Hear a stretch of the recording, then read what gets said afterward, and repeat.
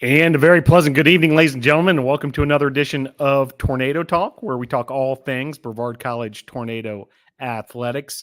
Have a festive show coming off the 2023 homecoming celebration this past weekend. What a celebration it was at Brevard College, capped off by a huge win by the BC football team. We're going to be getting into that in just a little bit.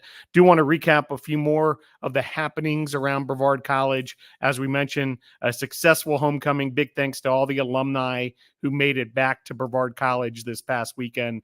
Just a great time had by all, including some Hall of Famers, as the newest class of the Hall of Fame was officially inducted at Brevard College. Scott Dvorak from the class of 1989 and cross country, Ray Gill from baseball, class of 2005, and Joe Tuttle Tyson from cycling. Congratulations to that group. Women's soccer was part of that homecoming weekend as well. They kicked things off with an 11 a.m. start on Saturday, and they delivered with a 3-0 win over NC Wesleyan. And women's soccer team on an absolute tear as of late, a 4-match win streak, outscoring opponents 18-1 over that stretch.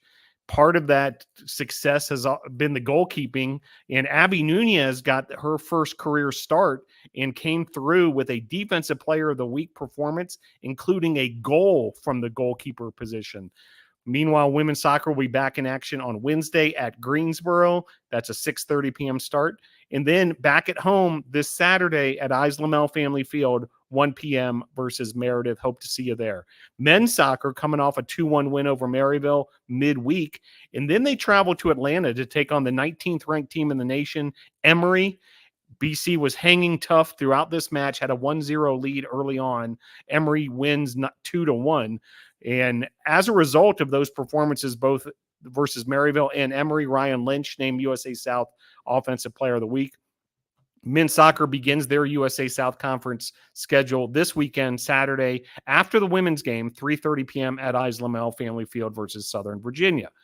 Volleyball will be back in action. We'll be talking some volleyball later in the show as well. Wednesday, 6 p.m. at the Bosch. Hope fans in the area can help pack the Bosch, create that great atmosphere for BC volleyball versus Pfeiffer. And then BC will be back on the road going all the way to Rocky Mount, North Carolina to take on NC Wesleyan, and more USA South Conference action in a tri-match Saturday. Cycling, a big weekend in Banner Elk, North Carolina, an event hosted by Lee's McRae College. We'll be talking cycling later in the program.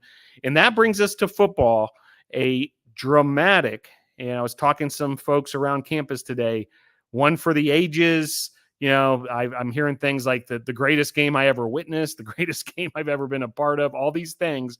37-35, Brevard defeats Maryville in triple overtime for the homecoming football game. And some breaking news, a couple of the big stars of that game, who we're going to actually have both these gentlemen on later in the program. Chancellor Lee Parker named USA South Offensive Player of the Week, and Hugo Taylor, the place kicker, named USA South Special Teams Player of the Week. Next up for the Tornadoes, a trip to Greensboro on Saturday as USA South Conference play continues at 2 p.m. on Saturday. And with that, we're going to bring in the head coach of Brevard College Tornado football, Bill Khayat. Coach Khayat, thanks for joining the program. Appreciate you having me, Phil, as always. And it's a joy to be on your show at all times. However, for some reason, I think this one might be just a little bit more enjoyable than some in the past. Well, you may have heard my open there, Coach, and I've been talking to folks around campus, including some of your student athletes, and, you know, everyone's still, you know, smiling wide and just kind of in awe a little bit, just how this game unfolded, you know, the drama of it all, coming down to the triple overtime scenario, and then ultimately Brevard winning 37-35. Now that you've got a couple days behind it, you know, I'd love to hear your impressions and, you know, sort of, you know, the significance of this win, but also just the unique nature of that kind of back and forth affair. Well, unless you were there to witness it, I don't know that you would believe it, because it was too much like a Hollywood script. So if you think about the best movie you've ever seen, and you go to that movie and it starts off with trying to develop characters, and you need to know who they are. And then you have to lay out the plot for people to understand where this movie's going. And right from the jump, you go, okay, this is going to be interesting. And then you move up on the edge of your seat, and then you get in there and you're digging into your popcorn and just staring at that screen, because you can't wait to see how this thing plays out. And then there's ups and there's downs and there's highs and there's lows, and you're screaming and you're yelling and you're calm, taking a deep breath, and then you're back up again. Then you're sad, and then you're angry. You're all over the map with these emotions while you're watching this game. And you just don't want it to end, because it's the most incredible thing that you have ever witnessed. And then next thing you know, that's it. And the movie's over. And it's one of those movies that at the end, you actually clap because you're in awe of what you just saw. But then you don't want to leave, and you just sit there. And next thing you know, you're into cinematography, because you're watching credits to see who the gaffer is and the best boy and the key grip. And you know, they're sweeping up the popcorn that you just ate all around you, and you're just still looking at that screen because you just don't want to go home.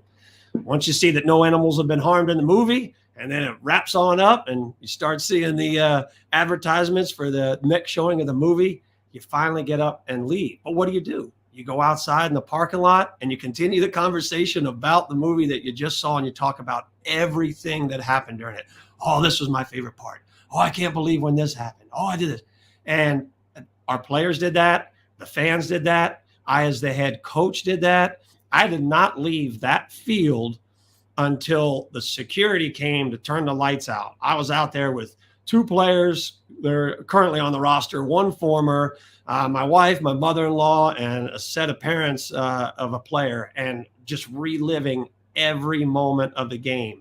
And it was just spectacular for anyone that was involved in any way for that game, certainly one for the ages. And, you know, I think you know a little bit about my own history in football, and I've played in bowl games. I've coached in championship games. I've been in NFL playoff games as a coach. And this is a game here that will never leave my memory because of what an incredible game it truly was. Well, Coach, you talked about people having their favorite moments and so forth. For me, it was a stretch at the end of the third quarter into the fourth. And Maryville had driven down the field, capped off by a touchdown, in what for a lot of ball clubs would have been a deflating drive. And then Obadiah Grimes came up with a big tackle on a attempted 2-point conversion. And then very next possession for Brevard, 75-yard home run pass to Reggie Taylor the second, 2-point conversion made, 3 and out by the Tornado defense, and then another touchdown by the Tornadoes on the big Lee Parker 46-yard scramble. That was an incredible couple minutes where the energy of Islamel Family Field absolutely blew up, and you felt like suddenly this was the Tornadoes' house, and ultimately, no matter how this thing was going to shake out, Brevard was going to get the win, and they did. Well, you know, in this day and age, attention span on people have been reduced due to the cell phone usage. And, you know, a lot of times you just see a headline or a word, and then you know everything about it. So when you see that Brevard College is 0-3 and Maryville is 3-0, well, okay, I guess we know everything about it. But you don't really look into all that goes into making those records as such. And so for us, that is why I scheduled an extremely difficult out-of-conference play, is so that we could be prepared for the biggest moments on the most grand stage. So we've already been in a game that went to overtime. We've already been in games where we were down at the half and had to battle back. And from those games, yes, we lost them, but we learned so much. And I'm so proud that these kids took all of the information that we gave them once we reflected upon the games that had been played, to know then how to produce when the time came during the game on Saturday night. And it really, I had talked to our team that at some point we need to be the team that gets a kickoff return for a touchdown, or a punt block for a touchdown, or a pick six on defense, or a sack fumble return, or a 75-yard touchdown pass, or a 50-yard run. And boy, I was 4 yards off on my 50-yard run. So you see, we got 2 of those big plays, and that's the kind of energy that gets brought to a team, and you could see it play out. After that, it was almost unstoppable, and you could see things playing out where, is this really Maribel's year? Is this going to be their year to go 7-0 in the conference? And nothing fazed us. And for that, you could see the growth and development in our players from what you've seen in the past to how we grew during the 3 non-conference games, and then how we put it all together on Saturday night against Maribel. Big day as well for quarterback Ethan Beamish. Tornadoes end up with 474 total yards of offense, 0 turnovers, which is just a huge number, a huge factor in this one. And Ethan, 23 of 42, 264 in the air with 2 touchdowns. Big days as well from Chancellor Lee Parker, who scampered for 2 touchdowns, and then Hugo Taylor, who we're going to have on the show as well momentarily. But beyond the stars of the game, Coach, I mean, as far as the team coming up big down the stretch, especially in those overtime periods and in uncharted waters, once you get into that 3rd overtime, and then coming up with that big win. Yeah, well, some things that you have to look at. Again, you have to kind of dig deeper into these things. So you talk about Chance and the statistics that you just read off, and Ethan Beamish and the things that he was able to do. Well, one thing that's not ever listed in this box score is the offensive line. And this was a revamped offensive line. We only had 1 player, and that was our right tackle, Brody Lindsay, playing the same position that he's been playing for the season. We had our center move to right guard. We had someone come off the bench to play center. We had someone come off the bench to play left guard. And we had our right guard playing left tackle. So typically in a game like this, with statistics that you just read, you would need a team of 5 offensive linemen that have been working together year after year after year, know each other inside and out. We go into a game where Maribel, who everyone knows for years has been the best rush defense in the league, and this year averaging giving up 1.3 yards per carry. So that's 1 yard every time you hand the ball off. And we finished at 6.6 per carry. So again, a lot of it is attributed to Ethan Beamish and being able to pass the ball around so that we can open up the run. And a lot of it has to do with DJ and Chance being able to tote the mail. But none of that can be accomplished without 5 offensive linemen, and 4 of 5 are in entirely different positions. And then you come to a defense that has to play against an offense who had the offensive rookie of the year as the field general at quarterback. And they were working out of basically what is an empty set, meaning they were trying to spread us out as much as possible. So if they can manipulate the space to where they gain the advantage, then they can move the ball down the field. And our guys just stuck to it. Yes, we were giving up some passing yards, but boy, once that thing starts getting tight down there and there's not as much room to manipulate that space, we came up with big play after big play. And I couldn't have been more proud of the performance from the defense down the stretch. Yeah, allowed just 109 rushing yards against a team with an outstanding ground attack who can, wear you out with long drives and that kind of thing. Well, Coach, moving forward, 1-0 in the USA South Conference. We talked about the tough non-conference slate heading into this, and a Greensboro team awaiting first road USA South Conference test. Love to hear your feelings as far as this week and how critical it is to keep this momentum going. Well, it's the fine balance of keeping the momentum going while trying to control the emotions, because we can't get out of what it is that we do on a normal practice week. So what that means is I don't want to fall into perhaps the same trap that Maryville fell into by looking at a record and seeing that we were winless. Oh, we're going to go in there and pound them on their homecoming. I can't believe they scheduled us for homecoming. So as it stands right now, Greensboro does not have the best record in the USA South, nor in non-conference play. And I've got to be careful about how our players approach this game so that they understand that going on the road against a conference opponent on a day trip, these are all things that factor into making it difficult. And we have to continue to play our best football if we want to have a chance to win this weekend. So our practice schedule will remain the same because the formula that we have created now works. We just tweak the things that would be appropriate for the opponent for this week.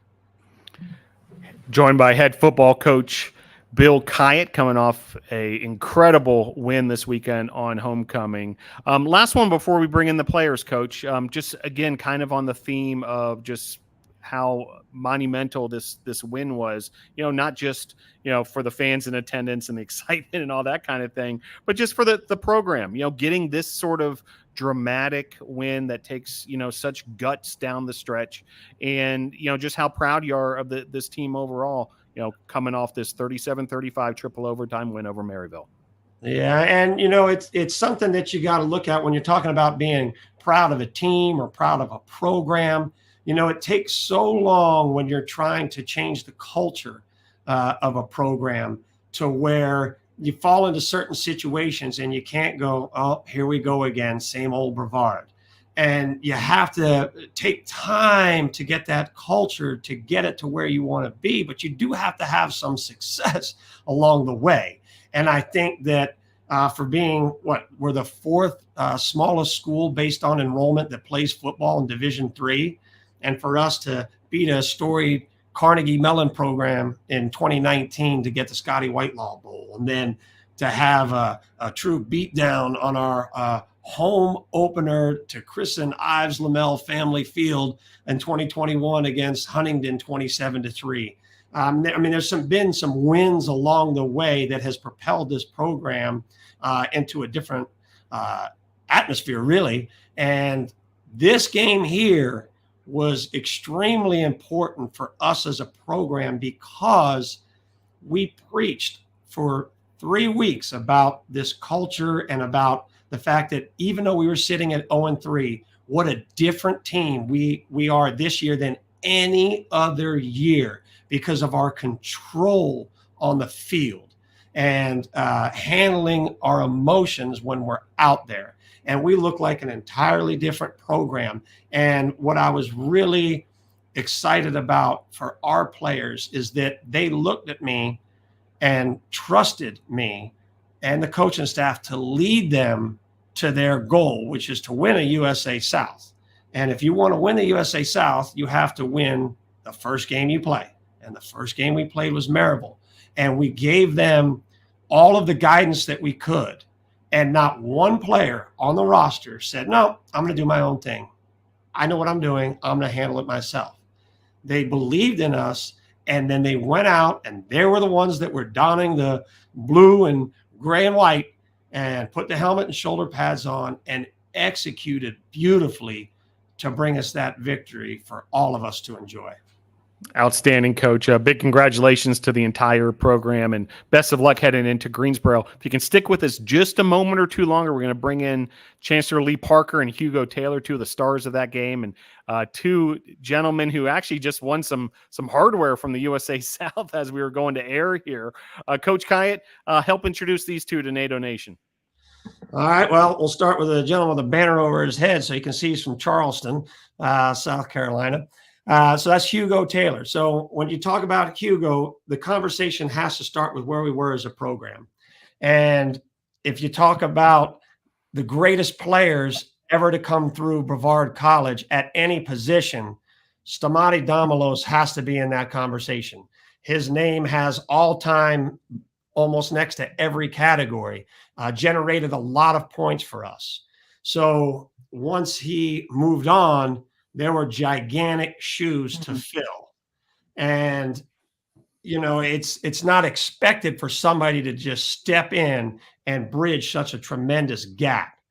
Well, I'll tell you what, Hugo Taylor, who has played in games, this is not his first go around out on the field now. He has been doing kickoffs for us in the past, but he has never been challenged in this way, in this capacity for the team. He showed up running like a gazelle during the run test. You could tell he worked his craft every single day while he was not in sight of coaches. and came out this fall, and from the very first kick, eased everyone's mind.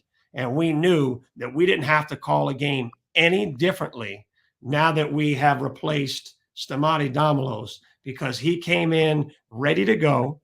And he has been absolutely clutch. Is Parde one of our sponsors? I think we need to get him over there because I want to do a blood check, because I don't know if he's got blood in there or that's ice in his veins.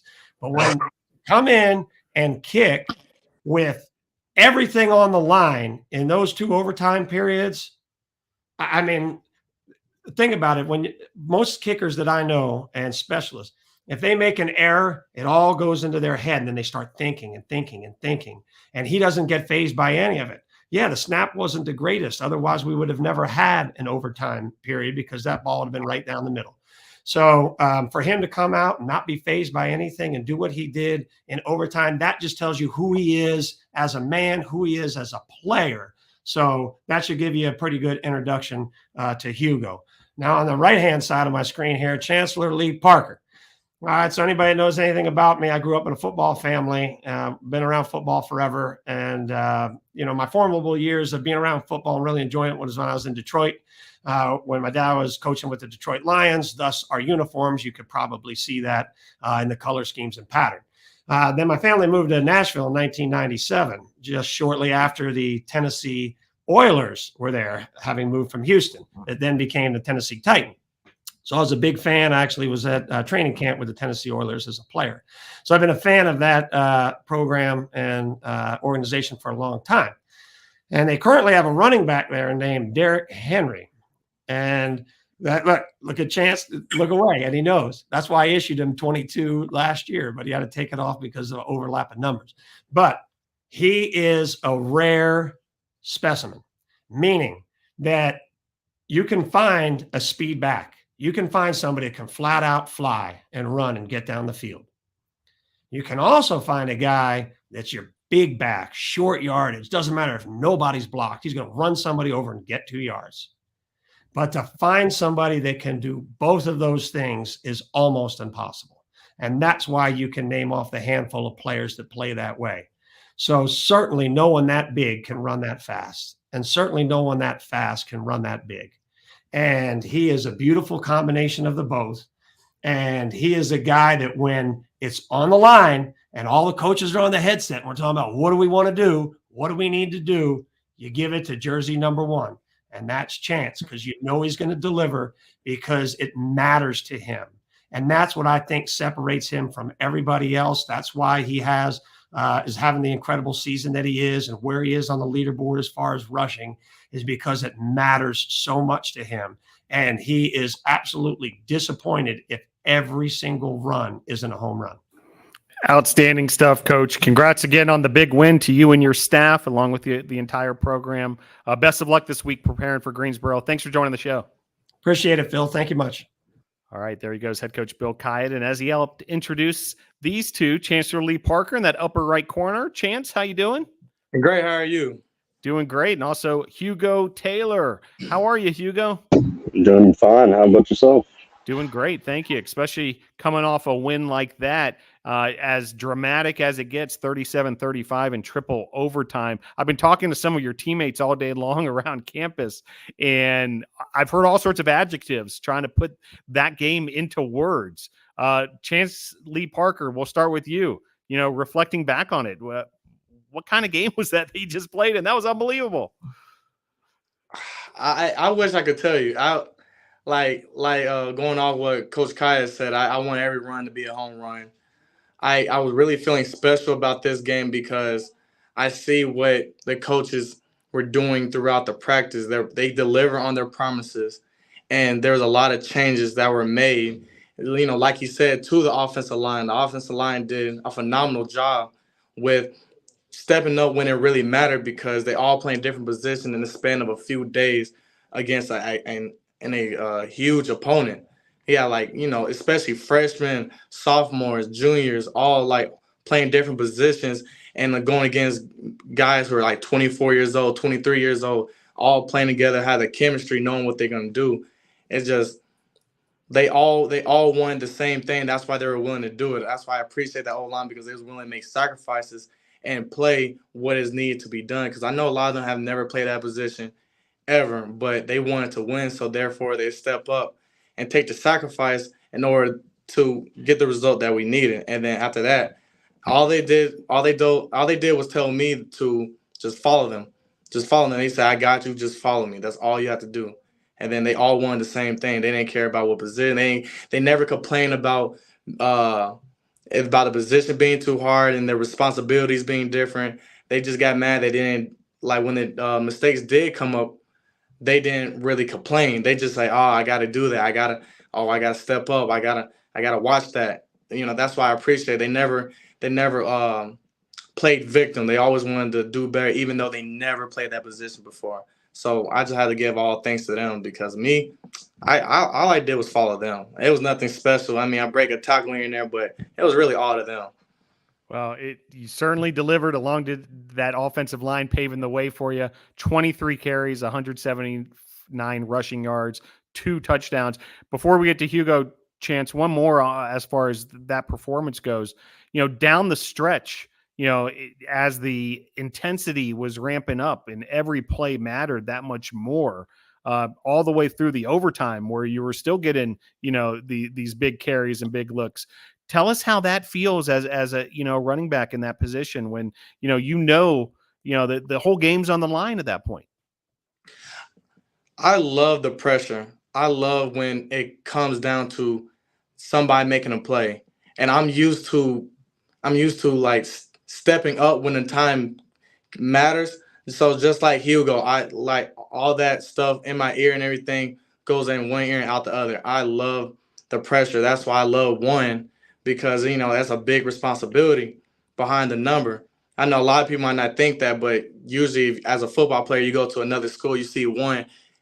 As I perceive it, is that he's the most dangerous guy. He's one of the most dangerous guys on the field. So just being in that moment, I know in my heart that I wanted it more than the defense wanted it on Maryville. So that's why when I run, I'm like I will not get tackled by one person. It's gonna have to take a whole squad, a whole team to take me down if I'm not getting this end zone. If I'm not trying to win for this team, if I'm not trying to win in general, nobody will stop me. That's just the mentality I had. And especially being overtime like that, it just makes me so much more happy because knowing like the defense seeing the whole game, now they're scared and now they're trying to make business decisions, trying to tackle me by the ankles when we're on like the 10-yard line. You're trying to really stop me, but again, they just didn't want it as bad as me. That's Chancellor Lee Parker, the reigning USA South Conference Offensive Player of the Week, an award announced just hours ago. And we've also joined by the USA South Conference Special Teams Player of the Week coming off that performance in the win versus Maryville, Hugo Taylor out of Charleston, South Carolina. Now, Hugo, talking about the pressure in the overtime periods, you went 2 for 2 in that overtime. The first one, a 21-yarder to make sure we kept this thing going. And then, ultimately that 45-yarder, the career long in a collegiate uniform for you. Take us through those 2 kicks, Hugo, the idea of the pressure, portion of it, but also just, the maybe behind the scenes, from your perspective, what it was like to put those 2 kicks through the uprights. Well, really, when I went out there, I knew I just needed to get the team those points just to allow us to have the chance to win the game. So, I really was focused on not getting in my own head and making sure I'm just doing the best I can to allow other people to like win. Because I'm really out there to just get those points and give them the best chance that they got. And then through the second kick on that 45, since it was 3 yards, since it was only 3 yards further up than the one I missed, I knew I could hit it. I had the height. I just had to stay out of my head and swing through clean. Tell us a little bit about, those kicks from long range. How is the approach different? And, is it the sort of thing you practice? I'm sure you do, as far as, making those bombs from way downtown. Well, of course, you got to practice them, but every kick is the same from a PAT all the way back to 50 yards. You're going to do the same motion. You're going to hit the ball the same. You're really not changing your form at all. So I'm really just not focused on, oh, this is a 50-yarder, but rather I just need to kick this. And, Chance was talking about his offensive line and how critical they are for his success. There's a lot of pieces that go into a field goal: the long snapper, the holder, the other linemen, making sure they make their blocks. Tell us about the team effort that goes into a field goal. Well, field goal is just, we're all one unit. Like, without the OL, I do not have the chance to even kick the ball because the other team will just get straight through if they are lackadaisical with their movements and everything. Just allow them to run through. But with the snap to kick, every time I make a kick, I make sure to congratulate my long snapper and my holder, because without them, I truly don't even have the chance to make to push our team forward. And I really appreciate the hard effort that they give to give me the best chance to get the team 3 points. We usually save shout outs to the end, Hugo, but go ahead and shout out your guys, long snapper and holder. Jamie Tinsley and Nick Akis, really appreciate y'all. Thank you. Very good. Well said. Chance, well, it's time to get back to business, though. We've got a whole USA South slate ahead of us, and able to get the win in dramatic fashion. And Coach talked about it as far as it's time for a business-like approach in a lot of ways this week and beyond. Tell us about kind of the mood of the team at the moment. Obviously, you guys are feeling great coming off the win, but knowing that a lot of these goals are still in front of you. Yeah, the morale is very high now. That win changed the momentum of everybody's mindset. Even though we all knew we were going to win this season, we just didn't know when. But that game was the one that we needed to win. And the way that we won it is the best way to win it. So going into this week, it's like, you remember that feeling, like Coach Khayat said, that's just that movie that you want to keep watching, reliving the moment. And when the movie's on, you want to go in the parking lot and still talk about the same thing. That's exactly how everybody felt. I watched the pass by Ethan in triple overtime at least 50, 60 times Sunday. My smile just got bigger and bigger and bigger. So, just want to relive that moment. And you cherish that moment. Every other game should be you want the exact same thing. So looking at Greensboro should be no different than looking at the same way as Maryville, no matter what the record is, because technically just last week we were just like them. Literally a few days ago we were just like them. So looking at them is the same thing as looking at Maryville or any other hard opponent, no matter what the record is. So going into this week, now we know, we finally won, the pressure's off.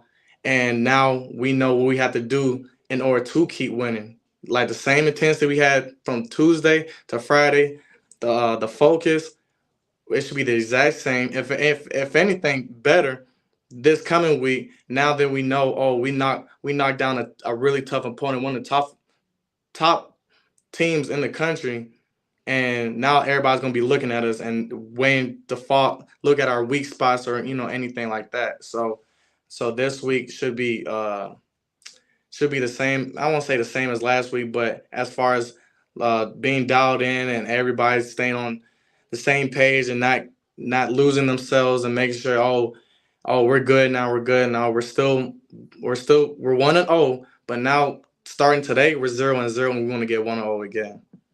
Hugo, Taylor, I see you nodding your head to a lot of what Chance was just saying there. Would you like to add to that as far as the goals still ahead for this team? I think for the team to win next week, and we really just need to stay consistent. It's all about staying consistent and staying on the up. We need to keep improving on what we've already done. As we said, we brought in a new OL. They're learning new things, new techniques. But this week, since they're more fitted into that position, they got some practice. We're gonna improve more, and just every single week we're gonna go up another step. But this week, as Chance said, we're 0-0. We need to keep focused on that goal that we aren't there yet, but we want to be all the way out at the 7-0 mark to win the championship. All right, a couple quick hitters before we get you guys out of here. Chance, tell us what you're up to in the classroom. What do you major in here at Brevard College? I'm currently on my last year on my psychology major. I'm taking about almost about 15 or 18 credit hours this semester, so I can graduate in May. I'm on track to graduate, and yeah, I'm just taking I'm overloading a lot of psychology classes and everything. All the grades are looking great. I'm trying to have a core for graduation in May, so I'm trying to have at least a 4.0 GPA this semester. That's my goal. Outstanding. High bar, not only on the field, but in the classroom as well. Hugo Taylor, let us know what you're up to academically. I'm a mathematics and astrophysics major and astrophysics minor. Um, I'm taking 14 hours this semester, and I'm really just shooting to get all A's, and just keep pursuing my dream of astrophysics with that. Outstanding. Talking about a challenging course assignment there on top of all your duties as a student athlete. How do you juggle it all, Hugo? Not as much party as other people might do. I don't know, but I like to stay down there, stay in my room sometimes, and get my work done, and really make sure I'm focused on my studies. Yeah, and Chance, could you add to that as far as the need to kind of be balanced and make sure you put in the time with the books as well? Right. Priorities. It's all about priorities. It's 24 hours in a day, and it's all up to you how you utilize those hours. So, like you make time for what you want. So if you want a 4.0, you're gonna go into the library. You're gonna study. You're gonna do a little bit extra than the average bear. But if you want a 2.0, you're gonna put all your time into different places, and that doesn't make you really efficient, even on the field. So just like Hugo was saying, like might not be out and partying like the average student, but so it's all about priorities. It's a little bit overwhelming, but at the same time, it's doable too because of priority. Some great wisdom for these two upperclassmen, Chancellor Lee Parker, Hugo Taylor. Before we let you go, chance for shout outs or thank yous. Chance, let's start with you. Yes, I shout out to my whole family. I love y'all. Thank you. Shout out to my friends watching this. Uh, I gotta shout out the entire offensive line and the entire defense because how they stepped up and how tired. I know how exhausting it could have been. I mean, it was on the drive, and they had to go right back in after we messed up, like on a 3-and-out or anything like that. I appreciate all you boys for not giving up on us. Um, and that's it. All right, Hugo Taylor, shout outs. Again, I'd like to shout out Nick Akis and Jamie Tinsley for being my snapper and holder. Shout out my mom and dad for even giving me the chance to be here at college, and they're helping me out and all that. And then again, to the entire football team, even the players that didn't really get to play on this weekend, they're doing a lot of work giving people quality reps in practice and allowing us to improve every week. Chancellor Lee Parker and Hugo Taylor, both winners of the USA South Conference Player of the Weeks today, and part of that dramatic 37-35 triple overtime win by the Tornadoes on homecoming. Thanks for joining the show, fellas. Great job. Yes, sir. Thank you for having me. Thanks for having us. All right, there they go. We're going to switch gears very quickly here as we're going to bring in our guests from the volleyball program. Looking forward to catching up with head coach Abbie Parde, also assistant coach Brittany Franks. Coach Parde, how are you? I'm doing good. How are you doing, Phil? Doing great. And also joined by assistant coach Brittany Franks. How are you, coach? I'm doing well. Well, it's great to have y'all and love to talk to some volleyball as we've got another home match coming up just around the corner here. But, we're underway now in USA South Conference play, well underway. We've got a couple of tri-matches under our belt, including one that we hosted here at Brevard College. Coach Parde, kind of catch us up now that, we've played a couple of these tri-matches and we're heading into even more USA South Conference action now. Yeah, conference has been going really well. So we've been super competitive with all of our opponents so far. And that's a really great step to see. Like, I think when people come to games, something that really stands out lately is just how much effort and passion the team has. Like, there's not a ball that drops without like 3 or 4 people being next to it. And so it's really fun environment. They create a lot of energy, and the bench is really fun too. So, yeah, within conference, we've been really competitive so far. This week, we face off against Pfeiffer on Wednesday, like you mentioned, and I think that's definitely a very good matchup for us. They're similar to us. Last year, we split with them, so we're looking to get a win on Wednesday. And then this weekend, we have a couple of tough components as well. We'll take on Southern Virginia and Mary Baldwin. So we'll see kind of how that all falls down, but it should be a good week for us. Hopefully get a couple more conference wins under our belt to land in the middle of the pack so far in conference. Want to stay right there, if not move up. Yeah, and Coach Franks last week, 2 road trips at Salem and also at Meredith, both USA South Conference opponents, but now back at home against Pfeiffer on Wednesday. Tell us about the road a little bit, Coach. And I know there's some newcomers on the team. This is their first experience, with collegiate sports road trips and that kind of thing. What does it take to perform on the road, stay focused, all these sorts of things? Yeah, it's definitely a very big adjustment for our girls, and you can tell it kind of almost takes a different mentality for them and how they approach games. When we take bands to some of our midweek games, they get to jam out some music on the way there and, kind of get in the zone, as they like to say. But, being on a charter bus, things can be a little bit difficult, or waking up in a hotel bed, in a hotel room, eating maybe not your normal breakfast, and then going to play a game a couple hours later. It's just a little bit of an adjustment for our girls. But honestly, they handle it really well. They show up and they understand that, when warm-ups start, that it's game time, and they show up and they're ready to go. Something that we are adjusting to and we're excited to see now that we're going to be back at home this week is just how much the student section really affects the energy of our games. When we were at Meredith, they had a huge crowd, a lot of student athlete support there, and just chirping and, cheering, obviously, for Meredith the whole game and maybe nagging at us a little bit. And so, switching that mentality to now our girls are really hungry just to be at home and to have our own students supporting them in the same way.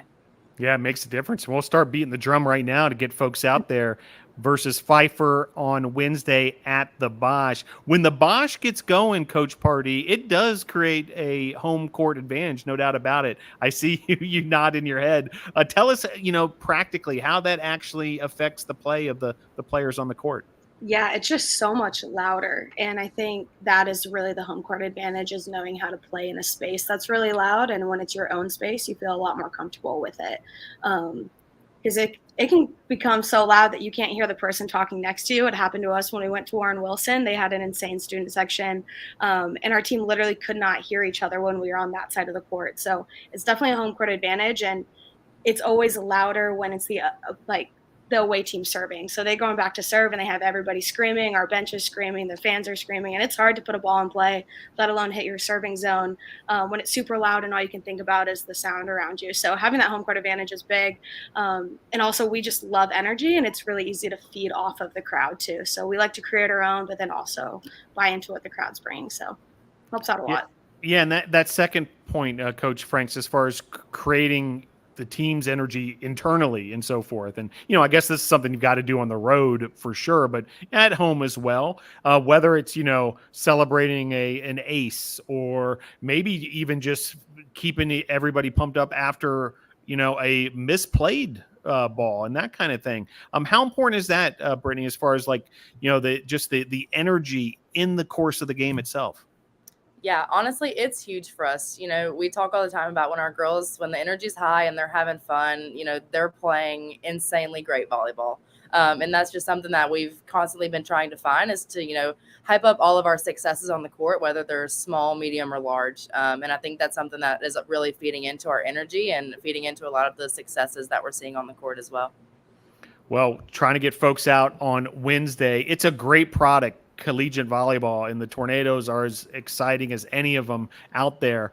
Coach Parde, for those who might not I survey folks, and not everybody knows the ins and outs of volleyball and the subtleties, but it doesn't matter. You can come on out and you can enjoy the fast pace of this game. And just the basics are pretty easy to catch on to, I would say. But, if you can help us be sort of salespeople, and why should folks who maybe have never come to a Brevard College volleyball match, why should they come out on Wednesday and beyond? Yeah, I think volleyball is really unique because every time a play happens, somebody scores. So there's, like you mentioned, it's very fast paced. And then when that play ends, somebody's always cheering. So like the energy has to maintain being high just because there's always something happening. Um, yeah, I think you just got to come see it because it's fun. It's really fast paced. Every single time somebody makes a play, everybody's screaming. And there's big plays that happen within just 1 point that get a lot of hype too. Because, some rallies only last, 10, 15 seconds, and some are up there closer to a minute. And so those really long rallies, when you're getting extra touches, it just like creates a lot more energy. And so when that point ends, it's like, oh my gosh, it's definitely worth celebrating for sure. In Coach Frank's this year's team in particular, tell us what makes them special and unique and worth watching. Oh, Phil, these girls came in and they just gel really well together. And I think that just goes back to a lot of work that we put in, last season in terms of, building a culture within the team and, learning how to become teammates with one another, both on the court and, out and about around campus. And, they came into this fall, into this season, and, they're weirdly best friends, every single one of them. They're chatty, they're loud, they're kooky, they're weird. They're just a whole lot of fun. You can't be around them and not constantly laugh or smile or be like, what in the world is happening right now? They're just a really great crowd to be around. They've got a lot of funky cheers they're doing on the sidelines as well. And so, yeah, that's just another reason to come out and just support the great group of girls and, how they're really building the program from the inside out. Outstanding. Coach by catching up here with head coach Abbie Parde, also assistant coach Brittany Franks from the BC volleyball team. Again, folks, Wednesday versus Pfeiffer. It's a USA South Conference matchup at the Bosch right here in Brevard College. Then a trip to Rocky Mount, North Carolina on the other side of the state this weekend for a USA South Conference tri-match. Coach Parde, Coach Franks, can you stick with us just a moment or two longer? We're going to bring in a couple of your student athletes into the program. And we'll see if we can effort them in now as Ashley Hoxit has joined the conversation. Also, Logan Priddy. Coach Franks, get us started introducing these two to NATO Nation. Yeah, these two girls are upperclassmen for us in this program. And, they really just step up as, pretty constant leaders on the court as well. Logan runs a good bit of our offense during games, and Ashley's on the receiving end of, all of Logan's assists or majority of Logan's assists. And they're just huge to have on the court for us. They create a lot of energy. They, make those big plays happen that we were just talking about. And, they're really great girls both on the court and, around campus, in the classroom, all of the above. Coach Parde, tell us more about these two. Yeah, they are staples within this program. I'm sure if anybody has been following along for more than a year or two, they've been tracking these guys' progress for the last 3 years.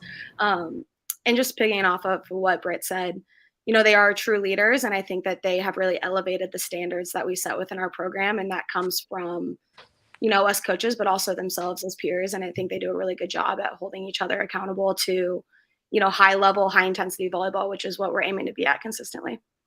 Outstanding. Well, appreciate the two of you coming on this program. Always fun to catch up and talk some volleyball. Coach Abbie Parde and Coach Brittany Franks, best of luck. We'll see you on Wednesday at the Bosch. Sounds great. Thanks, Phil. All right, there they go. And as the coaches helped introduce these two, Ashley Hoxit in the upper right corner. How are you, Ashley? I'm good. How are you? Doing great. And Logan Priddy joining us again. How are you, Logan? I'm great. How are you? Doing great. Well, it's great to be with y'all and would love to first kind of catch up. Tell us about the season thus far, Ashley, and, this year's team, sort of the makeup of the team and, just how are things going overall this year with BC volleyball and yourself? It's going pretty good. Our culture this year has been amazing so far. Just kind of feeding off of what Coach Brett said. We all just gel really well together, and we keep things light and fun and goofy, and it's just a fun program to be a part of. And Logan, same opportunity for you. You guys are about midway through the season, just getting started on the USA South Conference side of things. But tell us about this year's team. I mean, Ashley kind of nailed it on the head. Like, a lot of us are returners, so, we have been together for a while. We gel very well. And these new freshmen have definitely just came in and, worked their butts off and just really, incorporated to our team very well. And it's just exciting to see us all perform at such a high level this year and just really, gel and just play well together, honestly. All right. Well, the other thing about this year's team, you can't help but notice two things in particular, and it has to do with sort of aesthetics. First, the uniforms you guys have, which are just, gorgeous pieces of art, really, showing off, the Brevard College colors and that kind of thing. But also the new court here at the Bosch and the new look with that. Love to hear from each of you just how exciting it was, to have the chance to have the new uniforms, but also this new look court. Ashley, tell us about it. Yeah, we found out about midsummer that the court was getting redone. And we were all super excited. And I've always been like a big believer, you look good, you feel good, you play good. So yeah, so it's so far so good in that department. Logan, tell us more about both the uniforms and the court. Well, I feel like it's honestly been more than that too. Like, Abbie came in, completely redid our locker room.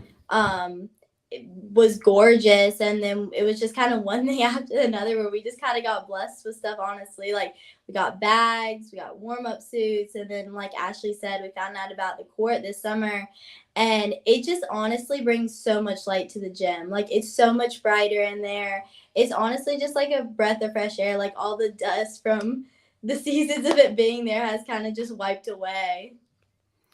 Ashley Hoxit and Logan Priddy from the BC volleyball team. The Tornadoes will be in action on Wednesday, a big USA South Conference matchup versus Pfeiffer. We talked to the coaches about it, but would like to hear directly from you two student athletes who will be playing in the match.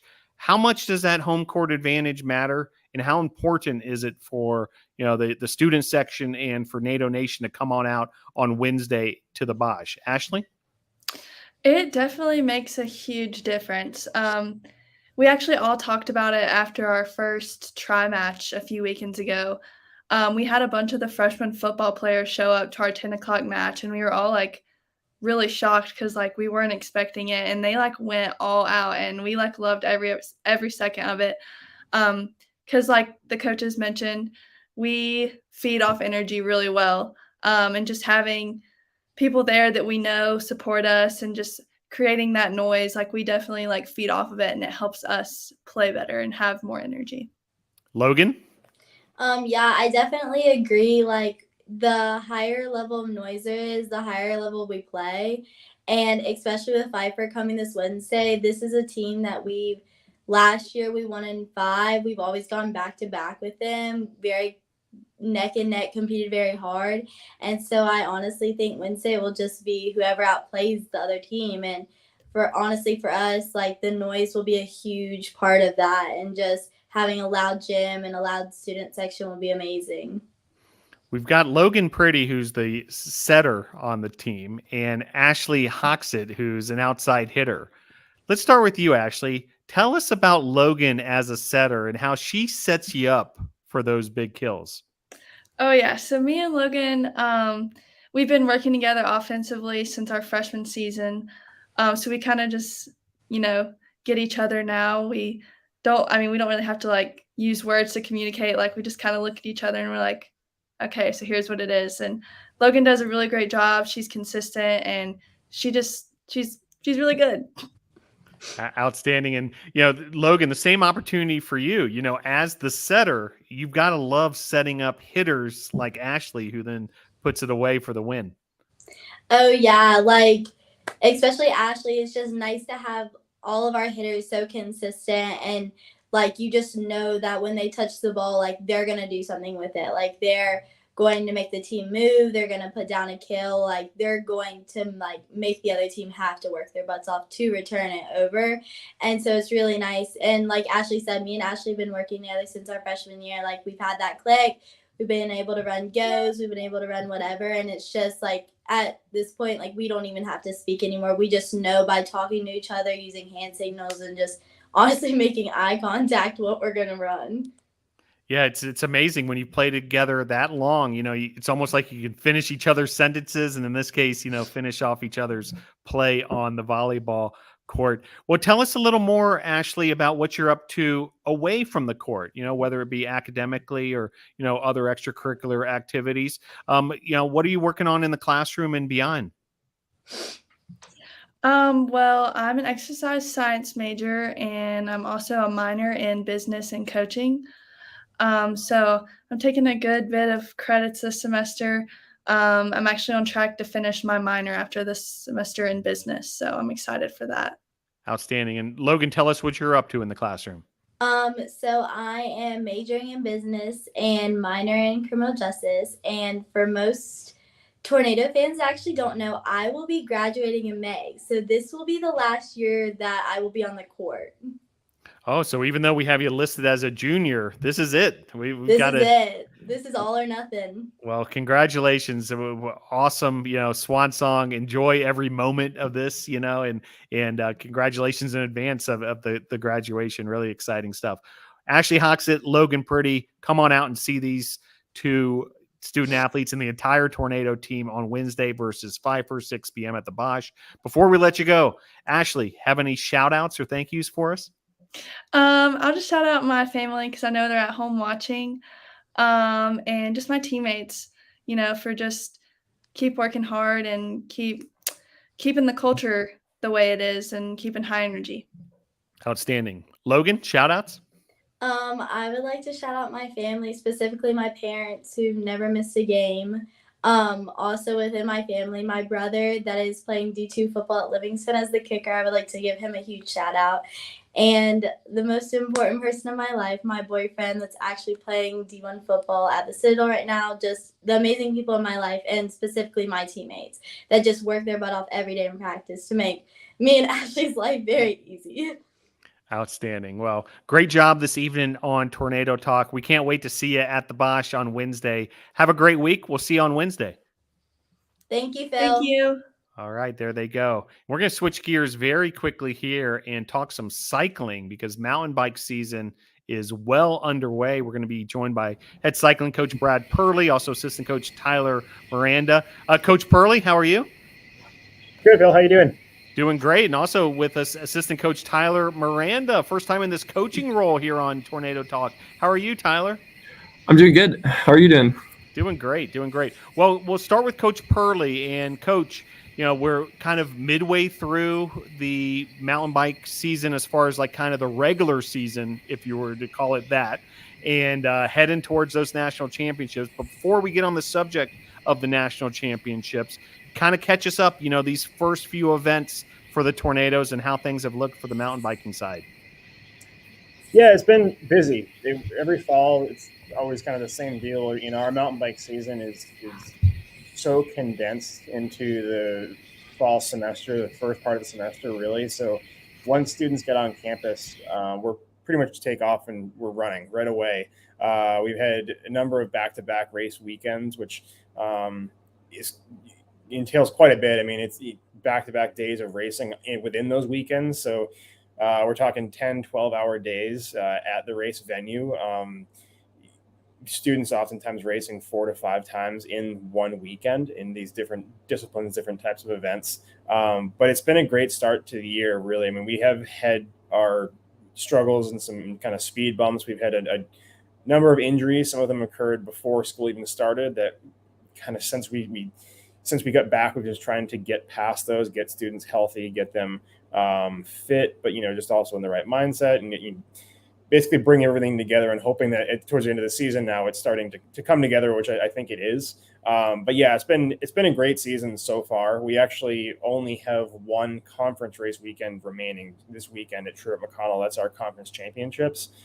So it does go by really fast. It's, the whole season, including nationals, is about 6-7 weeks long for mountain bike. And yeah, there's not much downtime in that. So we have to really try to be careful to make sure we're not overdoing it and we're making sure that students are going to stay healthy or get healthy and hopefully show up to the end of the season, conference and nationals in the best condition possible. So, but yeah, we have a lot to be excited about for sure. It's been a great season so far.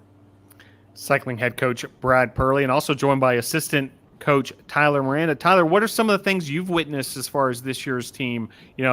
We've been in touch every weekend, and you've been sharing the results with me and so forth. But seeing a lot of names, a lot of depth on this year's team. Yeah, definitely. That as well as just a lot of cohesion as a unit.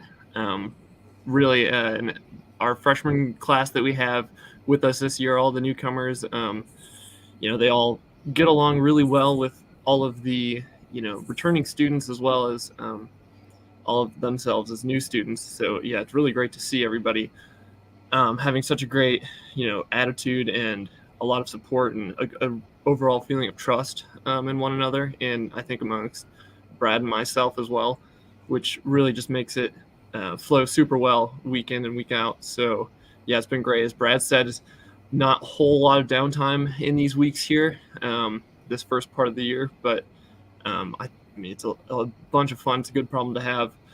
Yeah, we're really looking forward to getting, this weekend underway. It's hard to believe that it's the last conference race.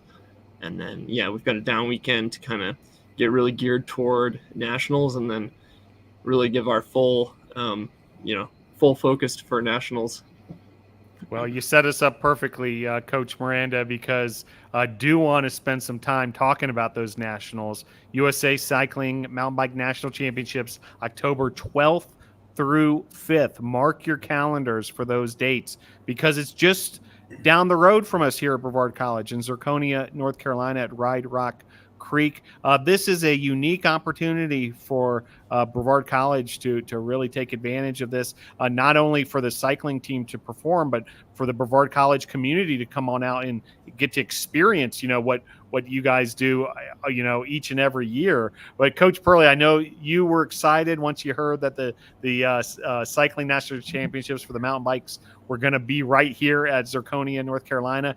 Please put this into context for the program and for all of us here at Brevard College. Yeah, it really is. It's essentially a home race for us. I mean, it's 40 minutes drive from campus to this location at Ride Rock Creek. Yeah, excited is an understatement, I would say. I mean, there's a couple components to that. First off, kind of the easy, obvious one is, hey, we don't have to travel across the country for the first time since 2017. We've become pretty accustomed to driving. The closest national we had really was Colorado. So, and everywhere further west than that. So last year, the students had to deal with driving in a 15-passenger van crammed for about 26 hours each direction.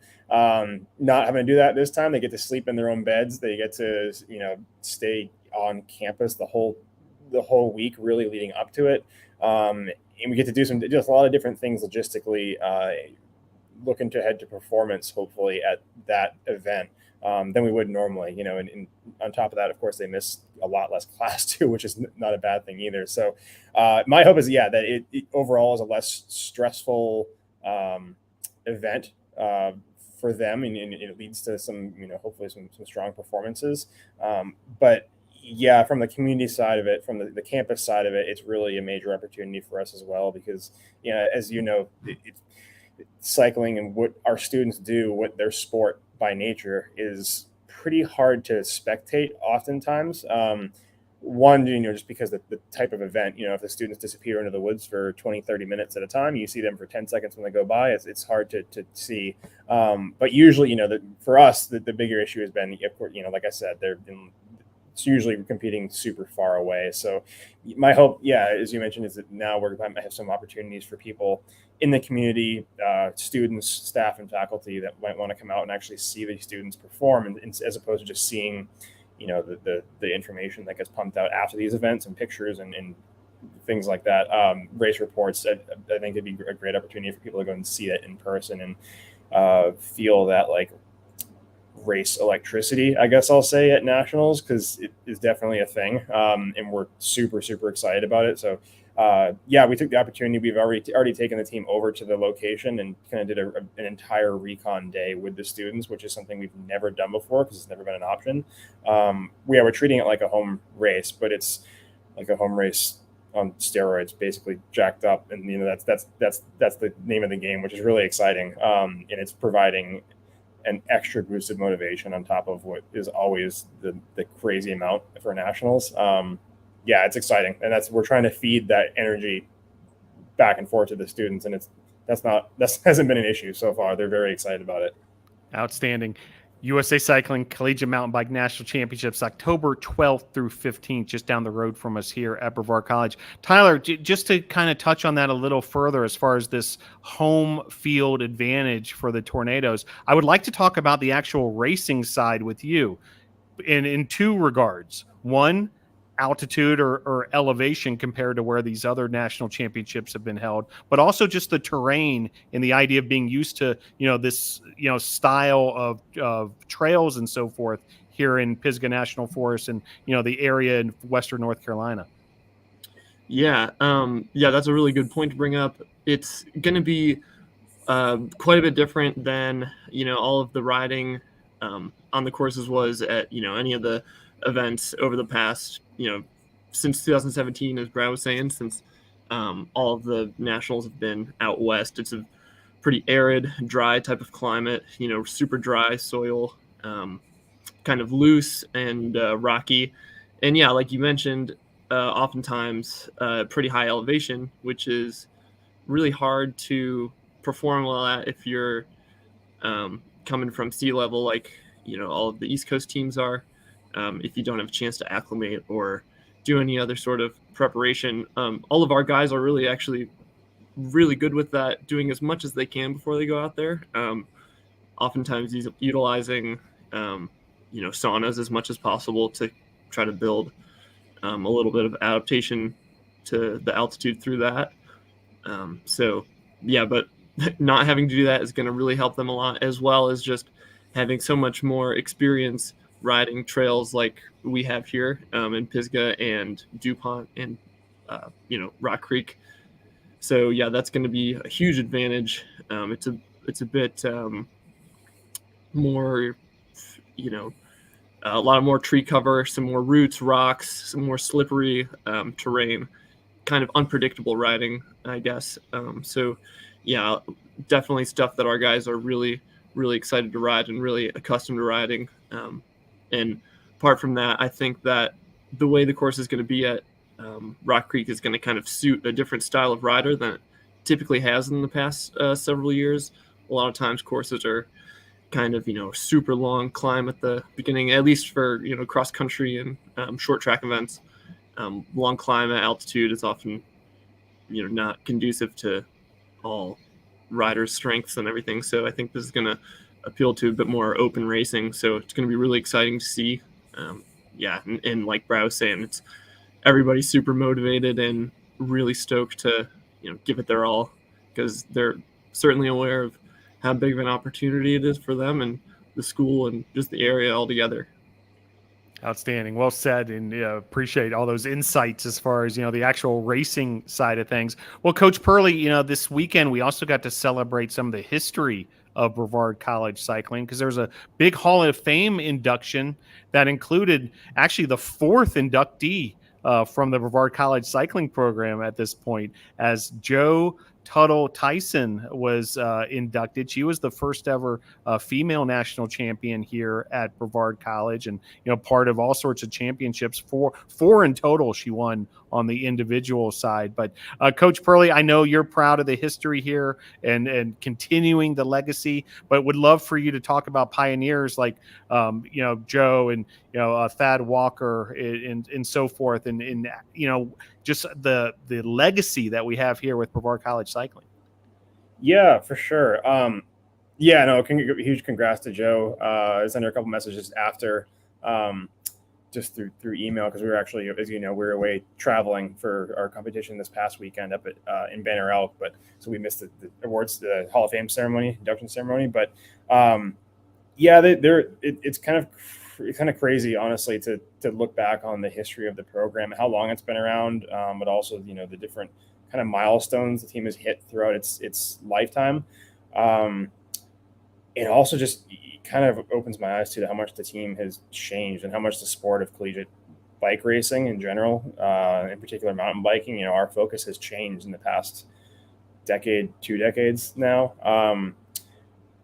But it all leads to, the team wouldn't be where we are without those, like you mentioned, pioneers. It's exactly what those folks were, especially starting out as like sort of a club team, then Division II, and then, now we're obviously competing in Division I schools, really large programs across the country.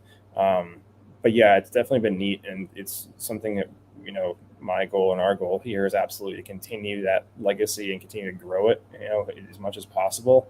And yeah, just kind of trying to adapt constantly to that changing environment of what collegiate bike racing is, because it is changing quickly and often.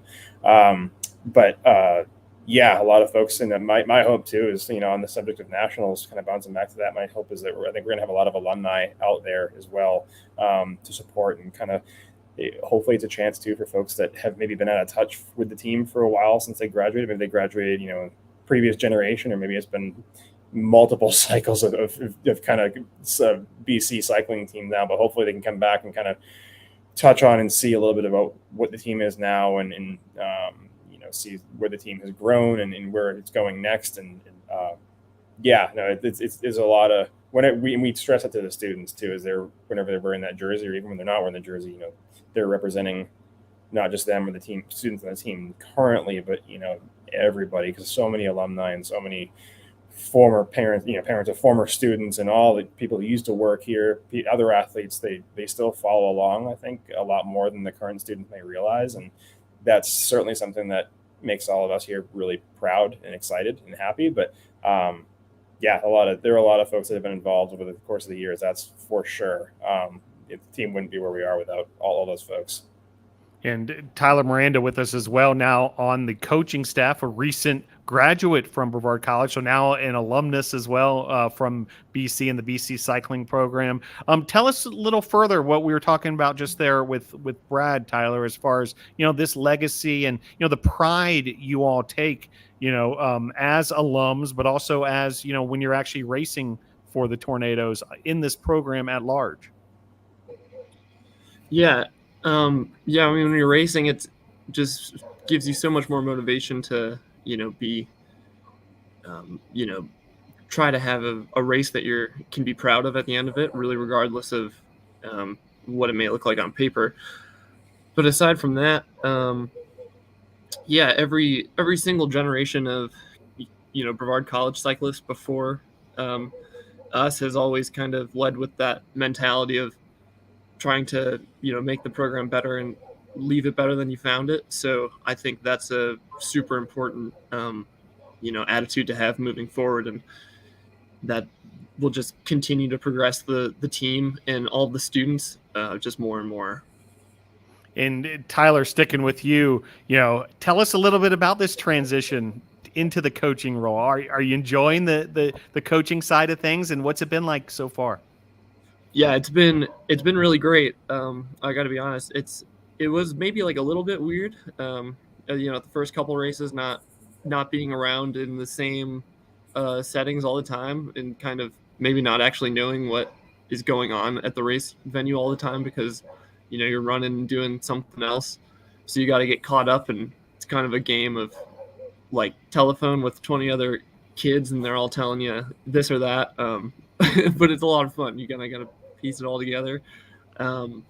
So yeah, I've definitely been learning a lot. And while I was a student, definitely watched Brad and Cypress a lot in their roles, and kind of tried to take what I could from that as a student. And I think can kind of recall a lot of those lessons now as a coach, kind of in a different role and different perspective. So yeah, it's been really great, and everybody's been great to help me kind of get into the flow of things.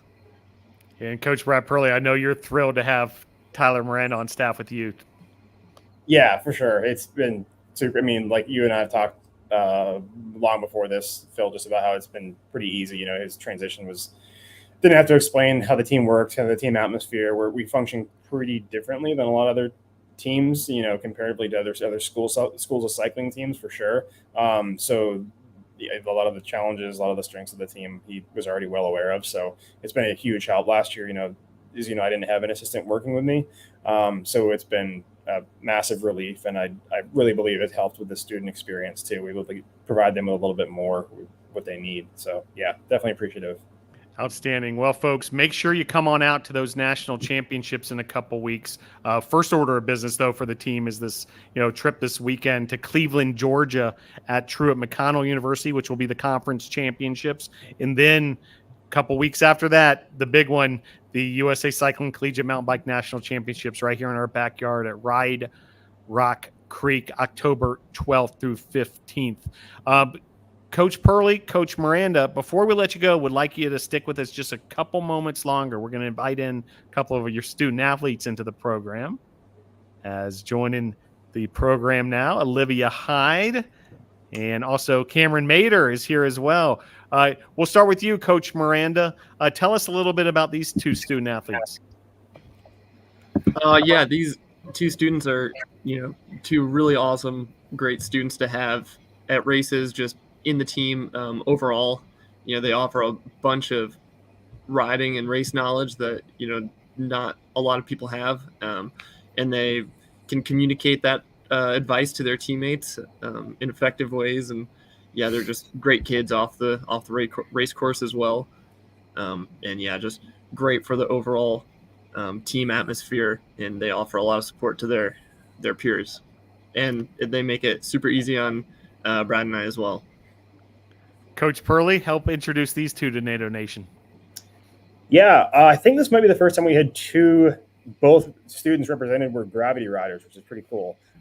So yeah, both, some of our top gravity riders. So, that means downhill primarily, but also dual slalom too.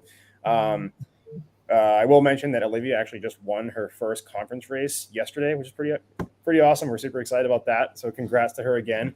And then, yeah, both have experience now at national championships for us too, which is always nice going to a nationals with a group that has largely, has that experience already. So they know what to expect, at least as much as you can prepare for that. Yeah, unfortunately, Cam is a senior, so he's graduating this semester. So, yeah. Well, we'll enjoy Cam while we have him. That's for sure. Exactly. No doubt about it. Well, Coach Tyler Miranda, Coach Brad Perley, can't wait to see you at those national championships in a couple weeks. Best of luck this weekend in Cleveland, Georgia. And thanks for joining the show this evening. Thanks, Phil. All right, there they go. So we're so well introduced by the coaches were these two, but would love to hear from them directly now. Olivia Hyde has joined the program. How are you, Olivia? I'm good. How are you? Doing great, thanks. And also Cameron Mader. How are you, Cameron? I'm doing spectacular, Phil. How are you? Outstanding. Well, it's great to be with you guys.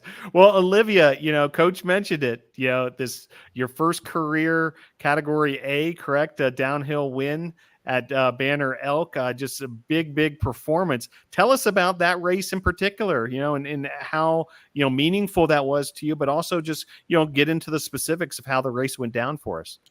Right. So I remember last year, this time, I was very sick for a month. So racing collegiate was very hard on me, and it took a lot to just race in general. So being able to go and have a win was very huge. This race, Lees McRae especially, is known for being very technical, and oftentimes there's more outside influences than you'd expect in a downhill race. We go in 30-second increments, and oftentimes people crash or there's people down on the trail. So you have to kind of expect that. In fact, I accidentally almost ran over this one girl because we were in the rock garden. And I was like, I'm so sorry, I can't slow down. She was like we were lucky enough not to crash, and a smooth pass was made. But that's a big factor, is just trying not to crash in those slick rocks and roots. So that was a big part of it, just staying upright. And joined by Cameron Mader as well. And as Coach mentioned, you both are gravity racers, which means you specialize in the downhill side of things. Tell us about your season so far, Cameron, and not just this past weekend at Banner Elk, but the races so far this year. Yeah, everything's been super fun. The team atmosphere at the races has been great, as has the competition in our local conference, which is always really fun to have, other teams that are super competitive, and for us to be, so successful individually is really cool. But every weekend, we come away tighter as a team. Everyone has a ton of fun. And I feel like everyone each weekend just steps up a little bit more, which is super cool to see. Personally, my season's been really fun. I've enjoyed it, especially for my last season. I missed the first race, but I've been there for the last two. Last weekend went super well. We had 2 downhill races. The team did great. I think I got second in the first race and won the second race. And then this weekend at Lee's McRae, to Olivia's point of staying upright, I did not in my race run. So that cost me some positions, but it was fun regardless. And it's just a great atmosphere every weekend with the team.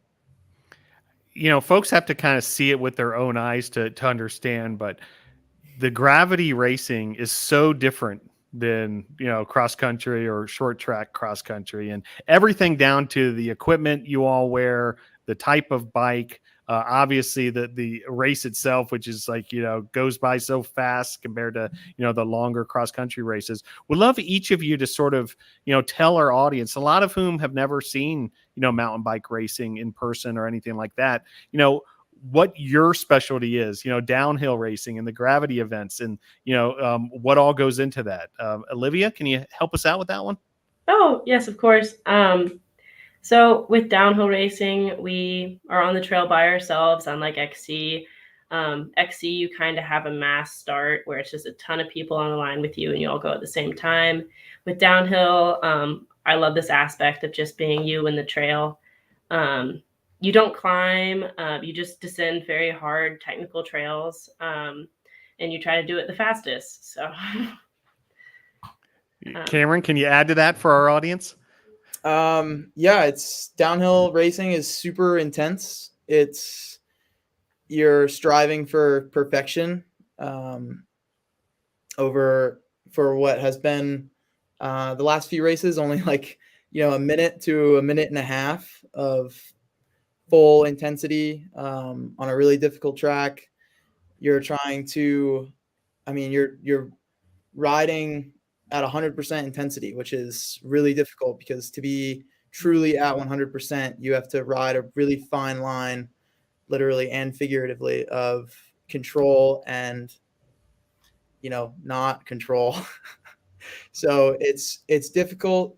It's intense in a way that's not similar to XC cross-country racing because it's just you. So you're in control of everything, as in control as you can be.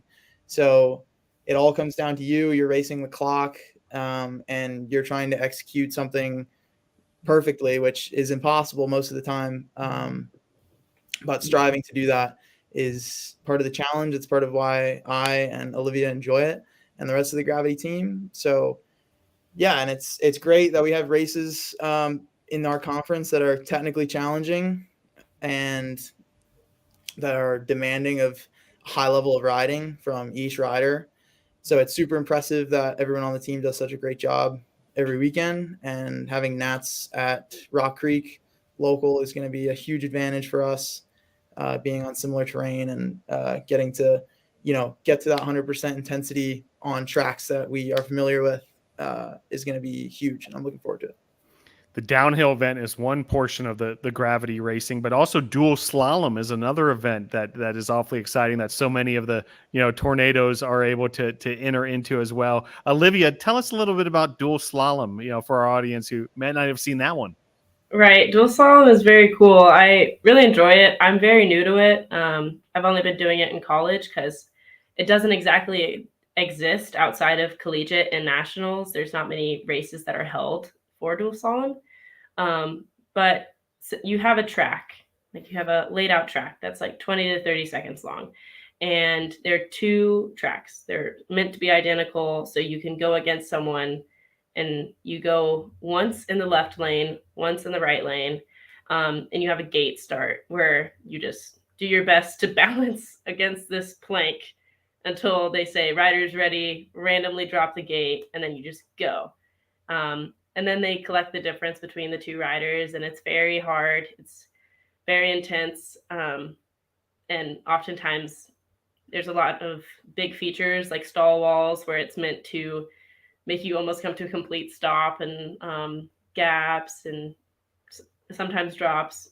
But it's really fun. I'm not the greatest at it, but I'm learning. So, Cameron, can you tell us a little more about dual slalom and your experience in that? Yeah, like Olivia, I'm not super experienced in dual slalom. I never really raced any slalom event before I came to Brevard. They're way different from downhill races and XC. It's again like a different kind of intensity. There's a different challenge with dual slalom. It's difficult because you're racing against someone, and they're right next to you, and they're pushing you to go faster and faster and faster. So a lot of times it's just fighting to not make a mistake. Again, just striving to be, to execute perfectly, which is really difficult, especially when, at least this past weekend, slalom, we qualified at 1 and we didn't stop racing until 5:30 for the finalists. So if you're doing well, it's super tiring. It's super physical. You're just doing really like full out 30-second sprints pretty consistently. So it's a lot of fun though. It's something that has challenged me in the past that I've gotten better at through my time here at Brevard. And the track for collegiate Nats is pretty sweet. So I'm excited to race that. Yeah, let's touch on that just a little more. We were talking to your coaches about it. Olivia, just how excited is the team to be able to race at nationals this close to home? Oh, I think we're all very excited. It's great not to be out west in elevation because the dirt there is completely different. It's just dust, and a lot of our riders aren't used to racing it. Elevation plays a major role in how our XC riders compete because they are a cardio based sport, and it's very hard to compete with those Western schools who have been there and been training there. As well as the downhill, it's great because we get to pre-ride a lot, get used to the track. Like Cam was saying, try to get as close to perfect as we can before a race. We're also very excited because it's like this big thing in the air where I think we can win Nats this year because last year we got third, and I think we can definitely pull it off this year. And Cameron Mader, senior, you've been through some of these rodeos before, but here we go. It's right here in our backyard. How pumped up are yourself and the team for this one? Yeah, it's really cool that it's so close to home. As I said, and Olivia mentioned, it's a huge advantage for us not having to travel. So, there's so many factors that go into a race weekend with just one person, let alone trying to coordinate that with, 15 to 20 racers. It's really difficult. So not having to drive 25 hours across country and race at 10,000 feet in less than ideal conditions for us is going to be huge. The venue is sick. I think everyone on the team has ridden it. As I said, the terrain really plays to our advantage. Hopefully the conditions are as terrible as possible as far as rain and weather and cold, and hopefully it's brutal because that is when those are the conditions that our team really excel in. So it'll be a super fun week. As Olivia said, we can absolutely win as a team. We can win individual championships as we've always done in the past, but this year is really a chance for us to capitalize on the local advantage and playing to our strengths and playing really to what is an even field in regard to elevation. So a lot of our racers don't have to be at a disadvantage regardless of how fit they are when they line up on the start line. So it'll be a lot of fun to see, how we stack up. Great stuff. Olivia Hyde and Cameron Mader joining us from the Brevard College cycling team, October 12th through 15th at Ride Rock Creek in Zirconia, North Carolina. Mark your calendars for that one, folks. Hope you can make it out there and check out these student athletes.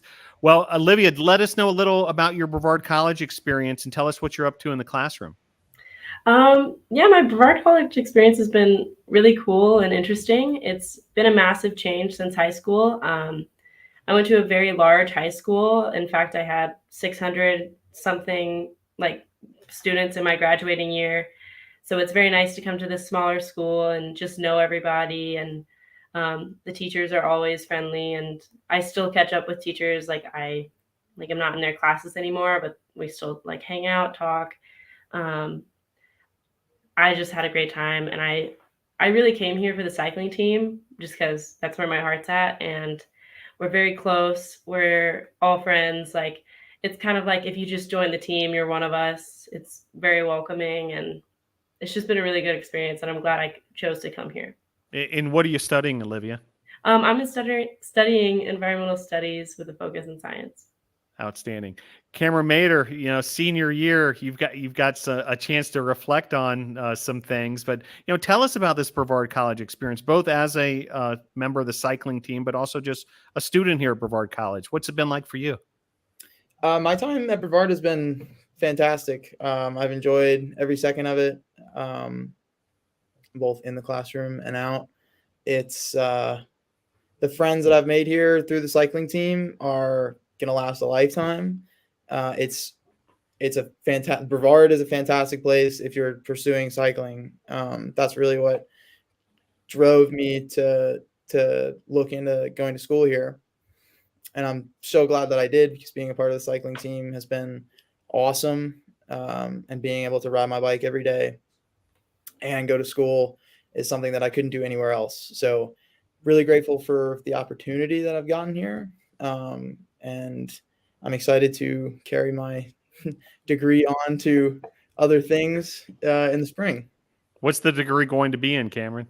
I'm studying environmental studies with a concentration in sustainability. Outstanding. And have you thought about what you might want to do post-graduation? Not as much as I should have. That's okay. No, I'm not trying to pressure you. No rush. I'm going to try to keep racing my bike at a high level for as long as I can. And I would like to go into a career in conservation or natural resources, something in that area. I've always been really passionate about it, so I'm sure I'll find something there. Very cool. Great stuff, each of you. Olivia Hyde and Cameron Mater, two members of that Brevard College cycling team. Make sure you come on out and check them out when those national championships. We're going to have another kind of a preview show heading into those championships so we can really get people pumped up about it. But before we let you go, do want to give you the opportunity, any shout outs or thank yous that you'd like to communicate on this platform. Olivia, shout outs? I just want to shout out Brad for getting more women on the team. It's been great. Especially more downhill girls. It's great just to bounce ideas off each other and give advice where I can. Shout out to my parents for helping me pay for college and being able to come here. And shout out to the people who help get me through every race weekend. It's a lot of fun, but it's also really mentally daunting because sometimes it's really hard. But just thank you to everyone on the team. Well said. Cameron, shout outs? Yeah, just, shout out to all my teammates who I'm sure are watching this now. Shout out to Brad and Coach Randy, who have been just awesome this season. They've been super helpful. It's really great having coaches that are so experienced and knowledgeable and also just enjoy being at the races and having fun as much as we all do. And shout out to everyone, at school who supports the cycling team, all the staff like you, Phil. Thank you for your support and continued appreciation for what we do. It means a lot. And thank you. All right. Well done, Olivia Hyde and Cameron Mater. Good luck this weekend in Cleveland, Georgia at the conference championships. And, can't wait to catch up with you further and see you at those national championships right around the corner. Great job tonight. Thanks for joining the show. Awesome. Thank you. All right, there they go. And that wraps up another edition of Tornado Talk. Glad you're able to join us for this one. We had a lot of fun talking football, volleyball, cycling, coming off the big homecoming weekend. Big congratulations to the football team, that big homecoming win over Maryville. Also women's soccer with a homecoming win as well and on a big roll. And looking forward to what's next around here for Brevard College Tornado Athletics. Make sure you follow the Tornadoes on social media and keep up with all the latest and greatest. Special thanks to our producer, sports information director, Joseph Marvin, also Emily Denaga and Cassidy Hutto, helping us behind the scenes. And thanks to you, NATO Nation, for joining us for an edition of Tornado Talk. Go Tornadoes!